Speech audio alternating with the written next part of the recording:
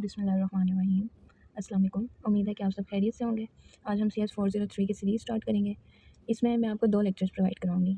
एक लेक्चर ऐसा होगा जिसमें मैं बुक से आप लोगों के हैंड्स आउट से सारी प्रिपरेशन करवाऊँगी, बताऊँगी कि कौन-सी चीज़ इंपॉर्टेंट है, एक्सप्लेन करूँगी सब कुछ। और दूसरी वीडियो में मैं पास्ट पेपर से आप लोगों को तैयारी करवाऊँगी। इस बुक के टोटल 45 लेक्चर्स हैं, जिनमें से 18 जो हैं वो आपके मिड टर्म में इंक्लूड हैं। तो हम सबसे पहले मिड टर्म की प्रिपरेशन करेंगे। सबसे पहले देखते हैं हम लेक्चर नंबर 1 को। लेक्चर नंबर 1 में सबसे पहले हमें दिया हुआ इंट्रोडक्शन कि हम इस बुक में क्या पढ़ने वाले हैं। डेटाबेस को डिज़ाइन कैसे करते हैं, एप्लीकेशन डेवलपमेंट, ये सब पढ़ने वाले हैं। आपका टॉपिक यहाँ से स्टार्ट हो रहा है। इसमें सबसे पहले बताया हुआ है कि डेटाबेस होता क्या है। तो ये 6-7 डेफिनेशन इसकी लिखी हुई हैं, इनमें से आप एक भी कर लें तो सब में बात एक ही हुई है। अगर हम ये देखें थर्ड वाली, तो इसमें लिखा हुआ है a data structure that store meta data, data about data, more generally we can say an organised collection of information. Means कि डेटाबेस एक कलेक्शन ऑफ डाटा होता है। हमने डाटा को कलेक्ट करके रखा हुआ होता है। इस एग्जांपल में अगर हम देखें कि व्हाट इज़ डाटा, क्या होता है डाटा, तो सबसे पहले क्रिकेट प्लेयर लिखा हुआ है उन्होंने कि उसका डाटा कैसा होगा। तो यानी क्रिकेट प्लेयर के बारे में, वो किस कंट्री से बिलोंग करता है, उसका नाम क्या है, डेट ऑफ बर्थ क्या है, कितने मैचेस उसने प्लेड किए हैं और उसके अभी तक के कितने रन्स हैं। तो ये सारी चीज़ें मिलाएं तो हमारे पास एक डाटाबेस बन जाता है। उसके बाद जो नेक्स्ट इंपॉर्टेंट थिंग कि डेटाबेस मैनेजमेंट सिस्टम। तो डेटाबेस मैनेजमेंट सिस्टम एक ऐसा सॉफ्टवेयर या टूल होता है जो इस सब डाटा को मैनेज कर रहा होता है। एक ये डिफाइन होगी, एक डेटाबेस की डिफाइन होगी, और थर्ड नंबर पे डिफाइन है एक डेटाबेस सिस्टम की कि डेटाबेस सिस्टम क्या होता है। तो हमने अभी पीछे पढ़ा कि डेटाबेस एक कलेक्शन ऑफ डाटा होता है, और जो डेटाबेस मैनेजमेंट सिस्टम होता है वो एक सॉफ्टवेयर होता है जो इस सब डाटा को मैनेज करता है। तो इन दोनों को अगर हम कंबाइन करें तो हमारे पास एक डेटाबेस सिस्टम बन जाता है। नेक्स्ट इंपॉर्टेंस ऑफ डेटाबेस, कि हम डेटाबेस हमारे लिए क्यों इंपॉर्टेंट है, क्यों हमें चाहिए, इसके बारे में। तो हमारे पास बहुत सी लाखों करोड़ों की तादाद में अब एप्लीकेशन आ गई हैं। तो उन सब के डाटा को मैनेज करने के लिए जो सबसे इंपॉर्टेंट या जो सबसे बेसिक चीज़ है वो हमारे पास डेटाबेस है। वो उन सब डाटा को मैनेज करता है, इसलिए हमें डेटाबेस की ज़रूरत है। आगे नीचे लाइन में लिख रहे हैं कि नॉट ओनली बीन इन, कि सिर्फ ये एप्लीकेशन में आजकल यूज़ नहीं हो रहा, बल्कि ये बहुत से इंजीनियरिंग एप्लीकेशंस में यूज़ हो रहे हैं। तो यानी डेटाबेस का बहुत जगह पे हर फील्ड में बहुत एक अच्छा काम है। आगे हमारे पास आ जाता है database and traditional file processing system के। पहले लोग फाइल्स की बिना पर डाटा को स्टोर करते थे, उन्हें देखना पड़ता था कौन सी फाइल में कौन सा डाटा है। तो पहले ये ट्रेडिशनल एक फाइल प्रोसेसिंग सिस्टम हुआ करता था, लेकिन अब हमारे पास डेटाबेस आ गया। नेक्स्ट, इसमें सिर्फ थ्योरी लिखी हुई है, इसमें कुछ इंपॉर्टेंट चीज़ नहीं है, बस ये आपको MCQs में पूछ सकते हैं। तो आपको कंसेप्ट पता होना चाहिए कि ये क्या चीज़ है। इसमें भी कुछ भी नहीं है। नेक्स्ट अगर हम देखें तो ये एडवांटेजेस दिए हुए हैं। ये 4 एडवांटेजेस दिए हुए हैं: data sharing, data independence, control redundancy and better data integrity. सबसे पहले है डाटा शेयरिंग, कि हमें शेयर करता है ये डाटा को एक जगह से दूसरी जगह। उसके बाद अगला है डाटा इंडिपेंडेंस, के डाटा और जो प्रोग्राम है वो एक दूसरे पे डिपेंड नहीं करते, बल्कि वो इंडिपेंडेंट होते हैं। और रिडंडेंसी को कंट्रोल करता है। रिडंडेंसी हम कहते हैं कि डुप्लीकेशन ऑफ डाटा, के डाटा डुप्लीकेट नहीं होता है, एक ही डाटा होता है। उसके बाद मतलब ये नहीं कि आपका जो एक ही डाटा है वो 2-3 बार स्टोर हो, वो एक ही बार सिर्फ स्टोर होगा। और बेटर डाटा इंटेग्रिटी। तो ये जो एडवांटेजेस दिए हुए हैं इनकी थ्योरी आपने याद नहीं करनी, जस्ट ये नाम से पता लग रहा है कि क्या मतलब इसका डेफिनेशन बन सकती है, इनके जस्ट आपने नेम करने हैं। ये ना कभी लॉन्ग में आए हैं ना कभी शॉर्ट में आए हैं, बट अगर आ भी जाते हैं शॉर्ट में MCQs में तो आपको पता होना चाहिए। नेक्स्ट हम आते हैं लेक्चर नंबर 2 की जाने। लेक्चर नंबर 2 में सबसे पहले दिया हुआ है difference between data and information. Data और इन्फॉर्मेशन में क्या डिफरेंस है, तो वो बता रहे हैं the collection of facts including environment. कि मतलब अगर हमारे पास डाटा है ना, जैसे हमने ये पीछे वाली डिफाइन में देखा कि ये सारा डाटा है, तो ये सेपरेटली इसका कोई मीनिंग नहीं बनेगा। ठीक है, अगर इन सबको कंबाइन करके हम अगर प्लेयर में लिखें उसके सारे डाटे में, तो वो एक इन्फॉर्मेशन हमें प्रोवाइड करेंगे कि ये प्लेयर के बारे में इन्फॉर्मेशन है। तो ये यहाँ पे बता रहे हैं कि जो डाटा है वो मीनिंगलेस है, और जो अगर हम मुख्तलिफ सभी डाटा को कंबाइन करें तो वो एक इन्फॉर्मेशन बन जाती है और वो मीनिंगफुल होगी, उसका कोई मतलब बनेगा। नेक्स्ट आ जाता है जी डेटाबेस एप्लीकेशन। डेटाबेस एप्लीकेशन क्या होते हैं, ऐसे प्रोग्राम होते हैं जो कि हमारे डिफरेंट ऑपरेशन परफॉर्म करते हैं डेटाबेस में। तो ये होती है डेटाबेस एप्लीकेशन। नेक्स्ट है डेटाबेस मैनेजमेंट सिस्टम, जो हम पीछे पढ़ के आए हैं, कैसा सॉफ्टवेयर होता है जो हमारे डाटा को मैनेज करता है और कंट्रोल करता है। नेक्स्ट अब आ जाते हैं पीछे हमने किसके डेटाबेस के, आपको मैंने बताया डेटाबेस के एडवांटेजेस पढ़े हैं। अब हम पढ़ेंगे एडवांटेजेस डेटाबेस सिस्टम के। सबसे पहले है डाटा कंसिस्टेंसी, आगे है बेटर डाटा सिक्योरिटी, ये कि यानी अच्छी सिक्योरिटी में प्रोवाइड करते हैं ये। एप्लीकेशन डेवलपमेंट में यूज़ होते हैं। Economy of sale, better concurrency control, backup में मदद देते हैं। तो ये सारे इसके एडवांटेजेस हैं, इनके भी सिर्फ आपने नेम्स याद करने हैं। आगे कॉस्ट इन्वॉल्व, इसमें कुछ भी नहीं है कि वो कह रहे हैं कुछ डेटाबेस सिस्टम होते हैं जो हाई कॉस्ट के होते हैं, कुछ डेटाबेस सिस्टम होते हैं जो कन्वर्जन के लिए यूज़ होते हैं।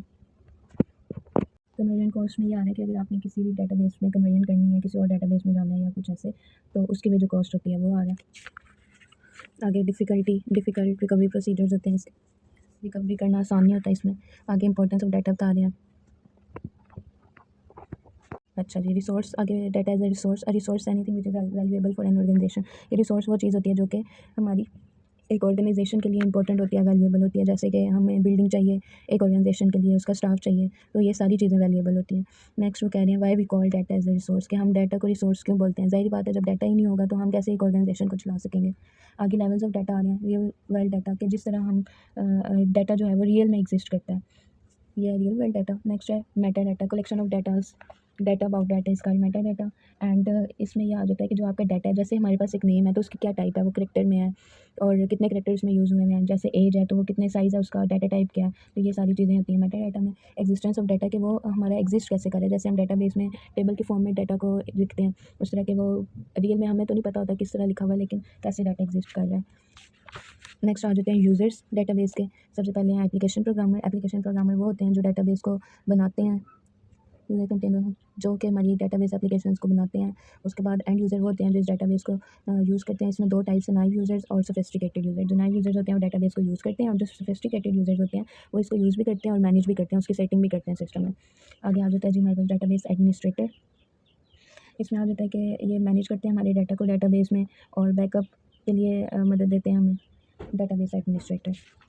और ये इंपॉर्टेंट है, ये लॉन्ग क्वेश्चन आ सकता है कि मतलब इसमें ये नहीं आपको प्रॉपर डिफाइन नहीं पूछी जाएगी, बल्कि आपको ये सारे नेम्स दे दिए जाएंगे और आगे एक एक लाइन लिखी होगी, तो वो पूछेंगे ये जो लाइन है ये डिफाइन है, ये किसकी है, तो इस तरह आपने बताना होगा।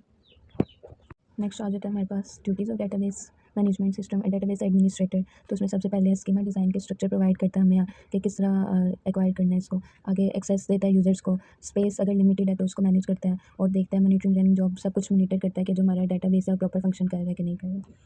ये सेकंड लेक्चर भी आपका कंप्लीट हो गया है, इसमें ये जो आगे कुछ भी नहीं है करने वाला। नेक्स्ट हमारा स्टार्ट होता है लेक्चर नंबर 3। नेक्स्ट आ जाता है हमारे पास लेक्चर नंबर 3। लेक्चर नंबर 3 बहुत ही अनइम्पॉर्टेंट है, इसमें कोई भी ऐसी चीज़ नहीं है जो इंपॉर्टेंट हो, फिर भी हम करते हैं। ये डेटाबेस आर्किटेक्चर सबसे पहले दिया हुआ है, इसमें से ये आपका एक एमसीक्यूज बनता है। Database propose by NC spar in 1975, और दूसरा आपका एक ये नाम आपने याद करनी है। 3 लेवल आर्किटेक्चर होता है, इसमें पहले एक्सटर्नल लेवल होता है, फिर कंसेप्चुअल लेवल होता है, और फिर इंटरनल लेवल होता है। और जो इंटरनल स्कीम है उसको हम इंटेंशन ऑफ डाटा कहते हैं, और जो पॉपुलेशन ऑफ डाटाबेस है उसको हम एक्सटेंशन ऑफ डाटाबेस कहते हैं। ये दो डिफाइंस इंपॉर्टेंट। नेक्स्ट इसमें कुछ भी इंपॉर्टेंट नहीं है, तो हमारा लेक्चर नंबर 3 भी कंप्लीट हो गया। नेक्स्ट है लेक्चर नंबर 4। ये हमारा लेक्चर जिससे स्टार्ट हो रहा है वो यहाँ से स्टार्ट हो रहा है, डाटा इंडिपेंडेंस से। ये तो आपको पता है कि डाटा एक दूसरे पर डिपेंड नहीं करता। इसके 2 टाइप्स हैं, एक है लॉजिकल डाटा इंडिपेंडेंस और दूसरा है physical data independence. Logical data independence से मुराद ये कि अगर हमने कंसेप्चुअल लेवल में कोई चेंजेस किए हैं तो वो अफेक्ट ना करें एक्सटर्नल लेवल को, इसको हम कहते हैं लॉजिकल डाटा इंडिपेंडेंस। नेक्स्ट हमारे पास फिजिकल डाटा इंडिपेंडेंस, मतलब अगर हमने कोई इंटरनल लेवल में चेंजेस किए हैं तो वो कंसेप्चुअल लेवल को अफेक्ट ना करें, तो ये है हमारा फिजिकल डाटा इंडिपेंडेंस। आगे फंक्शन ऑफ डीबीएमएस आ जाते हैं, ये सारे नेम दिए हैं, डाटा प्रोसेसिंग, एक्सेसिबल कैटलॉग, ये सारे इसके फंक्शन हैं। इसके सिर्फ आपने नेम्स याद करने हैं, बहुत अनइम्पॉर्टेंट है, इसमें से कभी कुछ भी नहीं आया इन सब चीज़ों में से। एक्चुअली ना जो आपका ये आता है ना CS 403 का पेपर, इसके जो शॉर्ट और लॉन्ग क्वेश्चन होते हैं ना इसमें डायग्राम्स पूछी जाती हैं ज़्यादातर, कोई भी थ्योरी वाला ज़्यादा होता नहीं है। Next single user database environment के कुछ ऐसे इन्वायरमेंट होते हैं जिसमें सिर्फ एक यूज़र काम करते हैं, और कुछ ऐसे इन्वायरमेंट होते हैं जिसमें मल्टीपल यूज़र्स होते हैं। बस इतना इसमें बता रहे हैं। यहाँ पर हमारा लेक्चर नंबर 4 भी कंप्लीट हो गया। अब हमारे लेक्चर नंबर 5 आ गया, और ये काफ़ी इंपॉर्टेंट लेक्चर है। इसमें सबसे पहले आ जाता है हमारे पास डेटाबेस डिज़ाइन, उसके बाद आ जाता है डेटाबेस डेवलपमेंट प्रोसेस। इसमें 2 प्रोसेसेस हैं, वो हम बारी बारी देखते हैं। सबसे पहले है जो डेटाबेस डिज़ाइन, के डिज़ाइन तैयार करना है डेटाबेस का, और आगे डेवलपमेंट प्रोसेस कैसे डेवलप करना, उसमें इसके कुछ स्टेजेस हैं। सबसे पहले प्रीलिमिनरी स्टडी, के आप प्रॉपर उसकी स्टडी करें उस सिस्टम की जो आप बनाने जा रहे हैं। नेक्स्ट आ जाता है रिक्वायरमेंट एनालिसिस, उसमें आ रहा है कि वो जो सिस्टम आपने बनाना है उसकी आपको हर एक चीज़ की डिटेल स्टडी होनी चाहिए, और आपने देखना है कि वो सिस्टम एक दूसरे को सपोर्ट कर रहा है जो आप बनाने जा रहे हैं। नेक्स्ट आ जाता है हमारे डेटाबेस डिज़ाइन के रफली तौर पर एक डिज़ाइन क्रिएट करना, उसके बाद उसको फिजिकल डिज़ाइन में कन्वर्ट करना। आगे आ जाता है इम्प्लीमेंटेशन के, प्रॉपर एक एप्लीकेशन प्रोग्राम आपने राइट करना है, उसकी इम्प्लीमेंटेशन करनी है, और मेंटेनेंस ऑफ डेटाबेस सिस्टम के, अब देखना कि जिस पर्पज़ के लिए आपने वो प्रोग्राम बनाने जा रहे हैं वो उस तरह काम कर रहा है। और नेक्स्ट हमारे पास जो डेटाबेस डेवलपमेंट प्रोसेस का दूसरी अप्रोच जो है उसमें आ रहा है कि एनालाइज यूज़र इन्वायरमेंट। ये जो आपके असल में है ना ये डेटाबेस डेवलपमेंट प्रोसेस, ये आपका वैसे थ्योरी ज़्यादातर आती नहीं है इसमें CS 403 के पेपर में, लेकिन ये अगर थ्योरी के हिसाब से कभी लॉन्ग क्वेश्चन आए तो ये बन सकता है आपका इंपॉर्टेंट होंगे ये।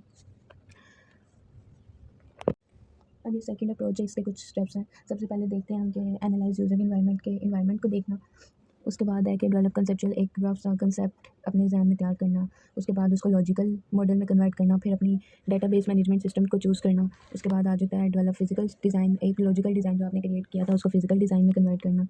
नेक्स्ट आ जाता है इम्प्लीमेंट सिस्टम, कि जो आपने डिज़ाइन की है एप्लीकेशन, उसको इम्प्लीमेंटेशन करना, प्रॉपर अपना प्रोग्राम्स वगैरह लिखना, इम्प्लीमेंट करना सारा टेस्ट सिस्टम के, इसमें चेक करना कि कोई भी ऐसी चीज़ तो नहीं है जो कि इनकरेक्ट रिजल्ट आपको प्रोवाइड कर रही हो। नेक्स्ट आ जाता है कि ऑपरेशन मेंटेनेंस पे चेक करना, जो तमाम सिस्टम के पार्ट्स हैं वो प्रॉपर वर्क कर रहे हैं। तो ये आपके दो थे डेटाबेस डेवलपमेंट प्रोसेस के, या आपसे कोई भी कभी वो नहीं ये कहेंगे कि या अप्रोच नंबर 1 लिखो या 2। अगर लॉन्ग क्वेश्चन आया तो उसमें लिखेंगे तमाम स्टेप आप बताएं डेटाबेस डेवलपमेंट प्रोसेस के, तो आप ये भी कर सकते हैं। अच्छा, फिर नेक्स्ट हमारे पास आ रहे हैं कि जो हमारे डाटा फ्लो डायग्राम है उसमें कौन कौन से सिंबल्स यूज़ होते हैं। कि अगर एक इन्फॉर्मेशन एक इंटाइटी से दूसरी इंटाइटी में आपने करनी हो, फ्लो करवानी हो डाटा की, तो उसके लिए हम एरो यूज़ करते हैं। डाटा स्टोरेज के लिए हम ये सिंबल यूज़ करते हैं। इस तरह प्रोसेसेस होते हैं वो हम ओवल या रेक्टेंगुलर में हम यूज़ करते हैं, राउंडेड रेक्टेंगल्स में। उसके बाद आ जाता है जो डीएफटी प्रोसेसेस होते हैं, जैसे डाटा फ्लो डायग्राम में जो प्रोसेसेस यूज़ करते हैं वो हम इस तरीके से लिखते हैं। और जो एक्सटर्नल इंटाइटीज़ हैं साथ वाली, उसमें हम ये यूज़ करते हैं। कलेक्टर के लिए हम ये यूज़ करते हैं, सेपरेटर के लिए, रिंग सम ऑपरेटर के लिए, एंड ऑपरेटर के लिए। तो ये सब ऑपरेटर्स हैं कि मतलब सिंबल्स के लिए जो हम डाटा फ्लो डायग्राम जब बनाते हैं तो उसके लिए कैसे यूज़ करते हैं। आगे हमारे पास आ रही हैं कि जी डीएफटी की टाइप्स। सबसे पहले कॉन्टेक्स्ट डायग्राम बताई हुई है उन्होंने। ये देखें, अभी हम पीछे देखें जो प्रोसेसेस होते हैं वो ओवल या रेक्टेंगल शेप में, राउंडेड रेक्टेंगल में होते हैं। तो ये बीच में हमने उन्हें राउंडेड रेक्टेंगल को यूज़ किया है और उसके बीच में एक प्रॉपर ट्रेसिंग सिस्टम बना रहे हैं हम। ठीक है, अब ये डाटा फ्लो जा रहा है, एंटाइटीज़ ये साइड्स में है 3, और डाटा फ्लो जा रहा है सप्लायर की तरफ, तो उसके लिए हमने एरो यूज़ किया। फिर सप्लायर से परचेजिंग सिस्टम में आ रहा है, उसके लिए भी हमने एरो यूज़ किया। तो ये इन सब चीज़ों के लिए ऑपरेटर्स यूज़ करते हैं कि हम डायग्राम कैसे बनाते हैं। अगर हम ये देखें तो ये साइड्स पे 4 एंटाइटीज़ हैं, उसके बाद ये बीच में प्रोसेस है जो कि उन्होंने ओवल शेप में लिखा है। उसके बाद जो डाटा फ्लो जा रहे हैं इधर से स्टूडेंट से जब एडमिशन सिस्टम में आ रहा है तो भी हमने एरो से यूज़ किया, और जब एडमिशन से स्टूडेंट में जा रहे हैं तब भी हमने एरो का यूज़ किया। ठीक है, तो हमारे लेक्चर नंबर 5 इतना ही था। नेक्स्ट अब हमारा शुरू हो रहा है लेक्चर नंबर 6। इसमें आ रहा है डिटेल डाटा फ्लो डायग्राम। ये भी वैसे ही बनाई जाती है, बट जो प्रोसेसेस होते हैं ना वो डिटेल्स में होते हैं, डिटेल में उन्होंने बताए होते हैं। नेक्स्ट है जो हमारी डाटा डिक्शनरी। इसकी एक डिफाइन इंपॉर्टेंट है, बस ये आपने करनी है कि a database that containing data about, वो डाटाबेस जो कि तमाम डाटाबेस के बारे में डाटा को रखे डाटाबेस सिस्टम में, जिसके पास हो वो डाटा डिक्शनरी कहलाती है। आगे टाइप्स बताई हुई हैं उन्होंने डाटा डिक्शनरी की। इसमें से कुछ भी नहीं करने वाला, फ्री स्टैंडिंग CRM। अच्छा, बस अब इसमें ये एमसीक्यूज़ के हवाले से आ जाता है कि जो CRM है उसमें हमारे पास जो रोज़ हैं उसमें क्या होता है और कॉलम्स में क्या होता है। तो जो रोज़ होती हैं वो एट्रीब्यूट उसमें होते हैं, different contain different attributes, and then column contain different reports. ऐसे आ सकता है कि रिपोर्ट किस में कंटेन होती है, रोज़ में, कॉलम्स में। तो ये सारा 2 एमसीक्यूज़ बन सकते हैं। ये भी इतना इंपॉर्टेंट लेक्चर है नहीं वैसे, इसमें 2 कुछ डिफाइंस ही हैं। आगे आ जाता है डाटाबेस डिज़ाइन का, तो आपको पता ही है, पीछे हम काफ़ी बार पढ़ रहे हैं। और डाटाबेस मॉडलिंग की डिफाइन दी हुई है, process of creating logical structure, एक लॉजिकल स्ट्रक्चर बनाना, उसका हम डाटाबेस मॉडलिंग कहते हैं कि एक मॉडल क्रिएट करना। आगे डाटाबेस मॉडल के कुछ बता रहे हैं वो लोग, कंपोनेंट्स। सबसे पहले स्ट्रक्चर उसके बारे में देखना, कैसा स्ट्रक्चर हमने यूज़ करना है, लैंग्वेज कौन सी यूज़ करनी है, इंटेग्रिटी कंस्ट्रेंट, इसकी ये डिफाइन है, ये इंपॉर्टेंट है कि ऐसे रूल्स होते हैं जो कि इंश्योर करते हैं कि जो डाटा है वो आपका करेक्ट है कि नहीं, करेक्ट इन्फॉर्मेशन आपने प्रोवाइड की है कि नहीं। आगे सिग्निफिकेंस ऑफ डाटा मॉडल ये 2 लाइंस में बता रहे हैं कि डाटा मॉडल जो है वो एक इंपॉर्टेंट टूल है जो कि डिज़ाइनिंग के लिए हम यूज़ करते हैं डाटाबेस में। और कोई भी ऐसा डाटाबेस मैनेजमेंट सिस्टम नहीं है जो कि इंडिपेंडेंट हो फैनी डाटा मॉडल के। नेक्स्ट आ जाते हैं हमारे पास types of database. Semantic database सबसे पहले बता रहे हैं, ये हमें फ्लेक्सिबिलिटी प्रोवाइड करते हैं। आगे ये 3 उन्होंने मॉडल की टाइप्स बताई हुई हैं, hierarchical data model, network coordination data model. Next हमारे पास आ जाती हैं type of database system, conceptual database, logical, physical. ये हम तीनों टाइप्स जो हैं ये पीछे पढ़ के आए हैं। इसमें जो कंसेप्चुअल डाटाबेस डिज़ाइन है ये हमारा सिमेंटिक डाटा मॉडल को यूज़ करता है। ये तीनों में से ना, ये जो 3 है ये एमसीक्यूज़ के लिए बहुत ज़्यादा इंपॉर्टेंट है। इसमें पूछ लेते हैं कि ईआर डाटा मॉडल का किस में यूज़ है, कंसेप्चुअल में, लॉजिकल में, फिजिकल में। और जो हमारी डाटाबेस मैनेजमेंट सिस्टम अवेलेबल है वो किस में है, कोडिंग के लिए हम कौन सा यूज़ करते हैं। और ये 3 चीज़ें पूछ सकते हैं इसमें। नेक्स्ट हमारे आ जाता है जी lecture number 7, entity relationship data model. इसमें हमारे पास 3 चीज़ें होती हैं, एंटाइटी, एट्रीब्यूट और रिलेशनशिप। जो एंटाइटी होती है उसमें 3 टाइप्स हैं, उसकी 3 कंपोनेंट्स यूज़ हो रहे हैं। एंटाइटी टाइप कि कौन सी एंटाइटी टाइप है, स्टूडेंट की है, टीचर की है। और एंटाइटी इंटेंस की, अगर स्टूडेंट है तो उसमें उसके क्या इंटेंसीज हैं, जैसे एज क्या, नेम है, रोल, ये सारी चीज़ें आ जाती हैं। एंटाइटी सेट में बहुत सारी एंटाइटीज़ को हम मिलाएं तो एक एंटाइटी सेट बन जाता है। ये देखें जैसे एम्प्लॉय है तो ये तो प्रॉपर्टीज़ लिखी हुई है ना, एम्प्लॉय एक एंटाइटी टाइप है। और इंस्टेंसेस में देखें हम तो उसके नेम्स लिखे हुए हैं। आगे फर्नीचर है तो फर्नीचर में चेयर टेबल आ जाता है, वो इंटेंसीज हैं इसके। और इन सब एंटाइटीज़ को मिलाएं तो हमारे पास एक एंटाइटी सेट बन जाता है। अब क्लासिफिकेशन ऑफ एंटाइटी टाइप, एक इसकी 2 टाइप्स एंटाइटी टाइप्स की, एक वीक एंटाइटी टाइप और दूसरा strong entity type. Weak entity type जो है वो एग्जिस्ट नहीं करता इंडिपेंडेंटली। बहुत इंपॉर्टेंट, ये शॉर्ट भी बन सकता है और एमसीक्यूज भी कि इंडिपेंडेंटली कौन सा एग्जिस्ट करता है। देखें ना, ये स्ट्रॉन्ग है तो इसलिए ये एग्जिस्ट करता है इंडिपेंडेंटली, इस वजह से स्ट्रॉन्ग है, और ये कांट एग्जिस्ट इंडिपेंडेंटली, इसमें क्या आ जाता है। और दूसरा, ये जो स्ट्रॉन्ग एंटाइटी टाइप होती है ना, जब भी हम करें डायग्राम वगैरह में यूज़ करें तो वो सिर्फ एक सिंगल रेक्टेंगल से शो करती है, और जो वीक एंटाइटी टाइप है वो डबल रेक्टेंगल से हम शो करते हैं।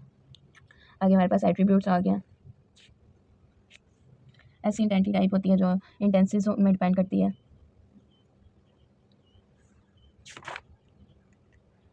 अब डोमेन में जो आ जाता है हमारे पास, जैसे रोल नंबर है तो उसकी डोमेन इंटीजर है, नेम की करैक्टर है, मार्क्स जो होते हैं हमारे पास वो डेसिमल में हम लिखते हैं।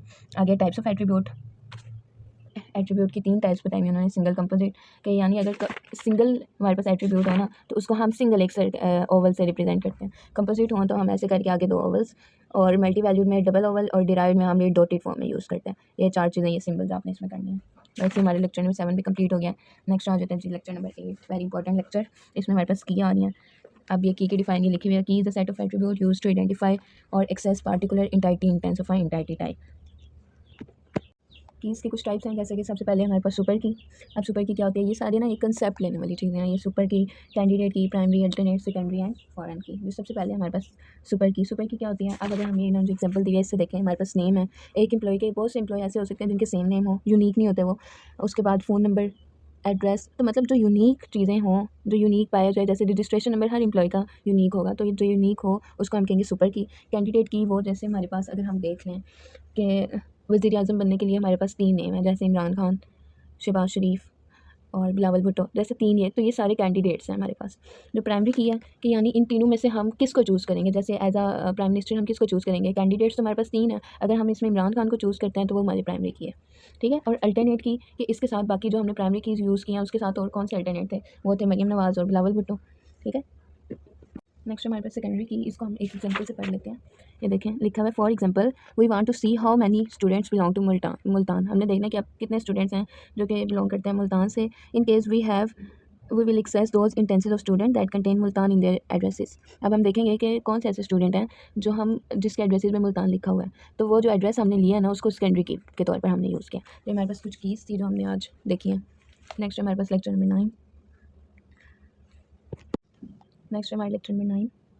इसमें डिफाइन दी हुई है कि रिलेशनशिप क्या है। हमारे पास रिलेशनशिप ऐसे लिंकेज है जो 2 एंटाइटीज़ के दरमियान है। एक है रिलेशनशिप टाइप के आपने डिफाइन करनी है, ये एंड पे दी हुई है। उसके बाद है जी entities involved in relationships are called participant. जैसे हम एग्जांपल से समझ लेते हैं कि व्हाट इज़ रिलेशनशिप। ये एम्प्लॉयज़ रिलेशनशिप को हम डायमंड से रिप्रेजेंट करते हैं। अब हम देखें तो एम्प्लॉय किसके लिए वर्क करते हैं, मैनेजर के लिए, तो इनका क्या रिलेशनशिप है, वर्क का। नेक्स्ट में देखें तो डिपार्टमेंट हायर करता है फैकल्टी, तो इनके दरमियान क्या रिलेशनशिप बन रही है, हायरिंग की। आगे टाइप्स ऑफ रिलेशनशिप आ जाते हैं, यूनरी रिलेशनशिप। ये बहुत इंपॉर्टेंट एमसीक्यूज़ है, आपसे पूछ लेते हैं कि एंटाइटी टाइप अगर एक ही से लिंक हो तो उसको हम क्या कहते हैं, तो वो यूनरी रिलेशनशिप का यानी दूसरा नाम है रिकर्सिव रिलेशनशिप। अब देखें तो हम जो रूममेट्स हैं, अगर एक रूम में जो मुख्तलिफ रूममेट्स हैं उसमें स्टूडेंट ही स्टूडेंट से लिंक कर रहे हैं, तो ये एक ही रिलेशनशिप बना रहे हैं। अगर हम देखें बाइनरी रिलेशनशिप, इसमें 2 मतलब स्टूडेंट का क्लास से रिलेशनशिप है, तो ये 2 एंटाइटीज़ का सेट बन रहा है। इसमें देखें टर्नरी रिलेशनशिप में 3 एंटाइटीज़ का सेट होता है, और एनरी रिलेशनशिप में एन रिलेशनशिप्स होते हैं। नेक्स्ट आ जाता है रिलेशनशिप कार्डिनैलिटीज़। 1 to 1 मैपिंग कैसे होती है वो बताया हुआ है। अगर हम देखें मैनी टू वन के मैनी मतलब 2-3 का रिलेशनशिप एक से ही है। नेक्स्ट हमारे 10 वाला लेक्चर आ जाता है। इसमें हम देखते हैं कि 1 to मैनी को कैसे रिप्रेजेंट करते हैं। अगर 1 हो मतलब स्टूडेंट एक ही और बुक्स ज़्यादा हैं, तो हम 1 को ऐसे रिप्रेजेंट करेंगे लाइन लगा के, और मैनी में हम ऐसे लगा के और ऑप्शनल, ठीक है। मैंडेटरी को हम ऐसे रिप्रेजेंट करते हैं, और मैनी का हमने ऊपर देख लिया कैसे रिप्रेजेंट करते हैं। ये मैनी टू मैनी है, मैनी का हमने देखा था कैसे हम करते हैं। और ये देखें मैनी और 1 यानी पहले का उल्टा है। ये कार्डिनैलिटीज़ बताई हैं कि हम इसको कैसे रिप्रेजेंट करते हैं। आगे बता रहे हैं कि 1 to मैनी को कैसे हम रिप्रेजेंट कर सकते हैं। जैसे एक स्टूडेंट है और ज़्यादा सारी बुक्स हैं, तो इसके लिए हम एक एरो यूज़ करेंगे, और मैनी के लिए हम 2 एरो यूज़ कर लेंगे। अगले में एक ये रिप्रेजेंटेशन का तरीका है, दूसरा है कि हम 1 लिखते हैं, स्टूडेंट एक है और बुक्स ज़्यादा हैं तो बुक्स में हम एम लिखते हैं, तो इससे पता लग जाएगा। नेक्स्ट है हमारे पास कि 1 to 1 में 1 और 1 लिखें, और जो मैनी है ना उसको हम डॉट से रिप्रेजेंट कर दें। और आगे रोल इन रिलेशनशिप है, रिकर्सिव हम पीछे पढ़ के आए हैं। मल्टीपल रिलेशनशिप्स हों तो हम ऐसे डायग्राम बनाते हैं। नेक्स्ट हमारा लेक्चर नंबर 11 है। ये बहुत ही अनइम्पॉर्टेंट है, इसमें से कोई खास चीज़ करने वाली नहीं है, बस कंसेप्ट देख लेने वाला है कि सबसे पहले सुपर टाइप और सब टाइप। सुपर टाइप आप लोगों को कह सकते हैं हम पेरेंट को, जैसे एम्प्लॉय या एक के सुपर टाइप है और उसके आगे जो उसकी एम्प्लॉय का फ़ोन नंबर है, एड्रेसेस हैं, एम्प्लॉय नेम, आईडी, तो ये हमारी सब टाइप में आ जाते हैं। मतलब सुपर टाइप जो हमारी मेन एंटाइटी है यानी पेरेंट एंटाइटी कह सकते हैं हम। सब टाइप जो उसके आगे एंटाइटीज़ हैं जो उस पर डिपेंड करती हैं, तो वो हमारे चाइल्ड। और सब टाइप्स, और इसमें से कुछ भी नहीं करने में, आज तक इस लेक्चर में से कुछ भी नहीं आया। नेक्स्ट हमारा लेक्चर नंबर 12, यानी ये जो आपके मैं अभी तक 11 लेक्चर्स करवा चुकी हूँ, तो इनमें से सिर्फ आपसे बेसिक एक्सपेरिमेंटल कंसेप्ट लिया जाएगा। डायग्राम्स आपको बनाने के लिए दे दी जाएंगी, आपसे डिफाइंस वगैरह ये सब कुछ कम ही पूछते हैं। अगर पूछते भी हैं तो जैसे मैंने आपको सेकंड लेक्चर में बताया है कि नेम्स वगैरह हेडिंग्स के दे देंगे और आगे उनकी डिफाइंस दे देंगे, वो आपने बतानी होगी कौन सी डिफाइन किसकी है। काफ़ी ईजी पेपर होता है ये बस बुक ही देखने में बढ़िया है, बहुत ईजी है। ये देखिए अब इसमें हमारे पास एक डायग्राम बनी हुई है DFD प्रोसेस के एग्जामिनेशन सिस्टम, उसको हमने ओवल से रिप्रेजेंट किया, जो डाटा फ्लो है वो एरो से हम रिप्रेजेंट कर रहे हैं और एंटाइटीज़ हमने रेक्टेंगल से शो की हैं। ये हमारा लेक्चर नंबर 13 है। इसमें देखते हैं प्रोग्राम, इसमें बस एट्रीब्यूट्स बता रहे हैं कि प्रोग्राम के एट्रीब्यूट्स क्या हैं, कि प्रोग्राम का कोड क्या है, मैक्सिमम ड्यूरेशन क्या है, ये सब कुछ बता रहे हैं। टीचर के एट्रीब्यूट्स बता रहे हैं, स्टूडेंट के कोर्स के, इसमें सब ये बता रहे हैं एट्रीब्यूट्स वगैरह के बारे में।